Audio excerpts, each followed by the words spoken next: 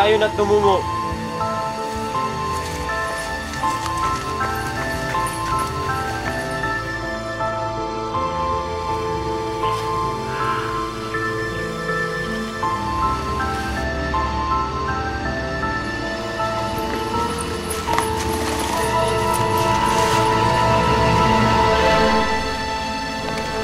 Sino siya? Pakaganda niya. Oo nga, mahal na pinuno.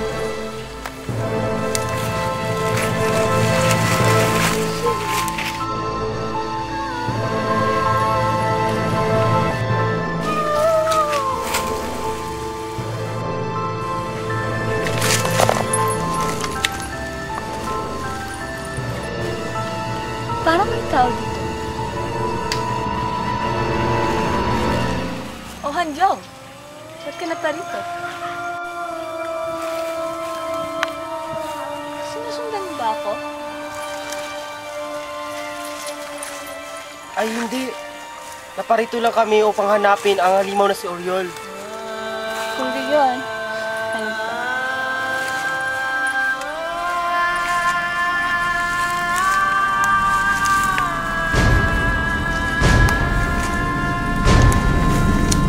Sino yun? Mahal na pinuno!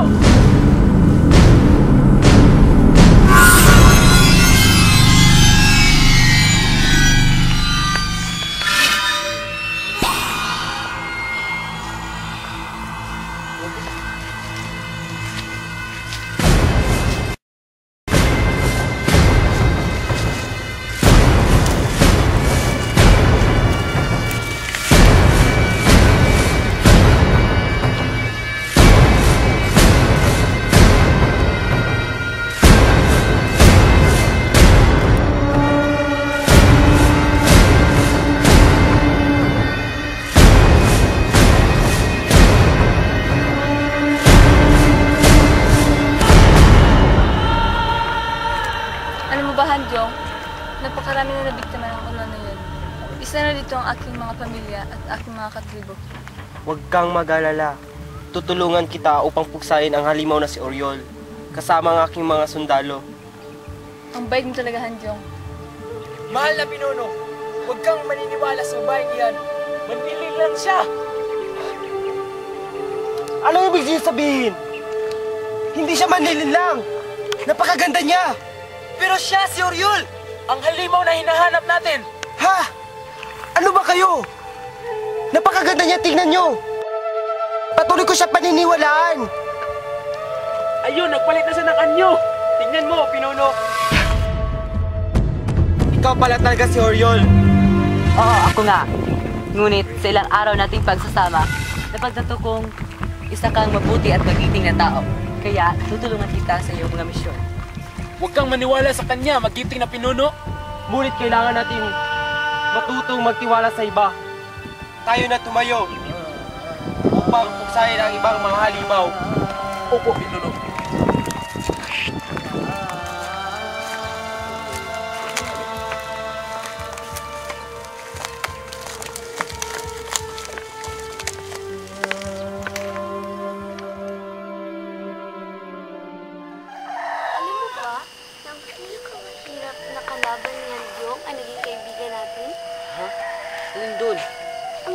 Si Oriol. Nilupig rin niya ang dambuhalang buhayang sinlaki ng bangka, kasama na ang halimaw na isa ang mata.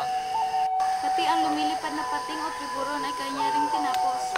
Nga ang magbabangis na pating na nakatira sa kabundukan ay kanya rin nilupig. Pati ang halimaw ay mahaba o tinapos na rin. Tunay nga talagang napakalakas niya, Jong. Oo nga, tama. Katahimikan. Ngayon, ay kaibigan na natin ang halimaw na si Oriol. Tayo ay magpapatupad ng mga batas. Sisimulan natin to sa pagtatanim ng mga namumungang puno doon sa kabundukan at magtatanim tayo ng mga palay na di maglalaon, makikilala lahat ng mga susunod na saling lahi.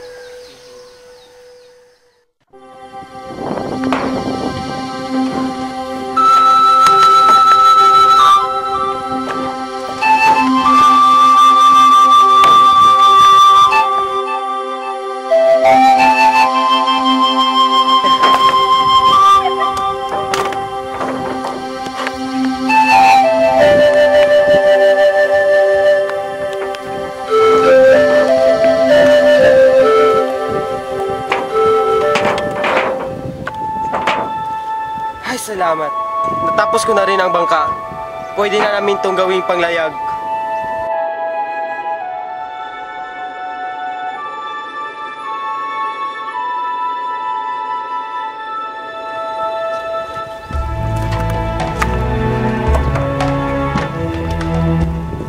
Pinunong Hadyo, nakakahikayat naman ang paggawa mo ng bangka. Kaya gumawa na rin ako ng layang at ugit upang maging pang-asinta at pangtulak sa paglalakbay ng iyong bangka. Gumawa na rin ako ng pang-araro at panghilyong upang maging kagamitang pangbukid.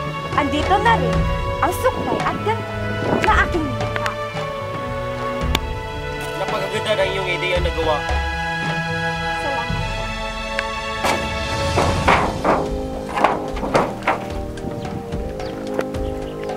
Mahal na pinuno, ako si Hablon, ang unang tumuklas sa hubulan na ginagamit sa paghahabi ng tela. Napakaayos. Mahusay. Maraming salamat po. Pinuno, ako ang matalinong si Sural. Ako ang tumuklas sa panitikan at unang sumulat sa puting bato. Napakatalino. Napakagaling ang iyong ginawa.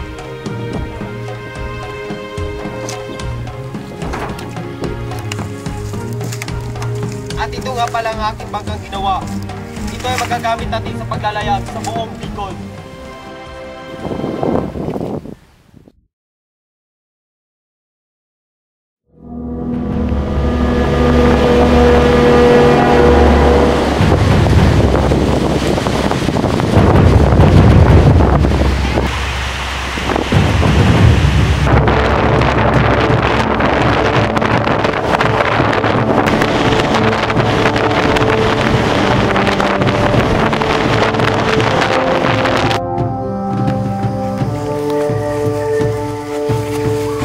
Pinunong Hansyong, may babalita kami sa iyo.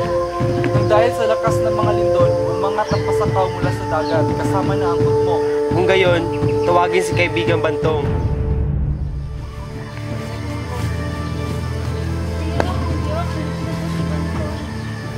Pinunong Hansyong, Ano ang iyong nais na aking Nais ko putsahin mo ang nasabing halimaw. Magsama ka ng maraming sundalo at umayo kayo. Kuya agad na alis. Maraming salamat, kaibigang Bantong.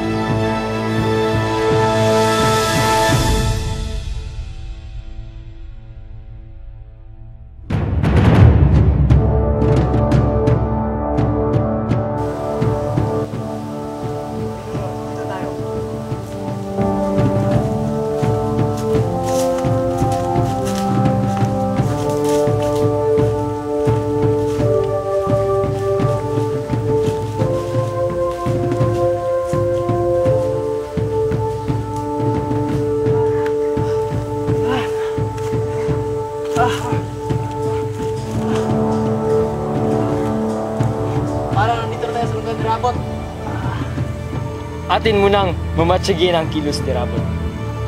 Talino at hindi lakas ang ating gagamitin upang siya ipagsain.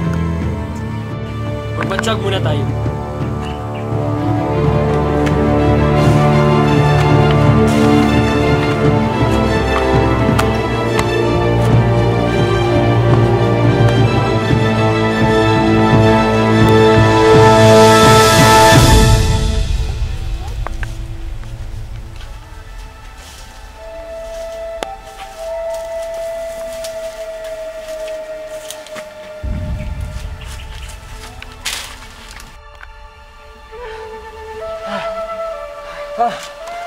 Pinuno Bantong, tila yata napakaraming nakapaligid na bato sa lungga ng halimaw.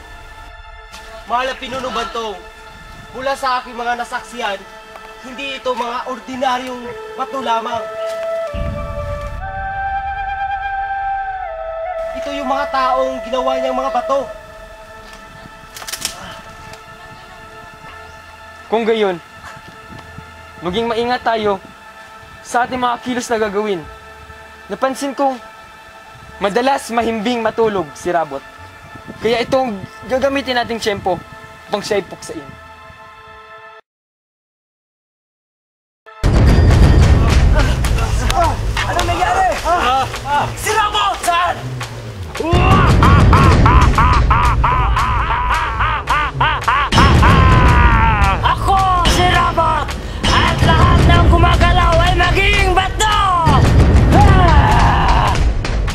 siya? Nasaan na siya?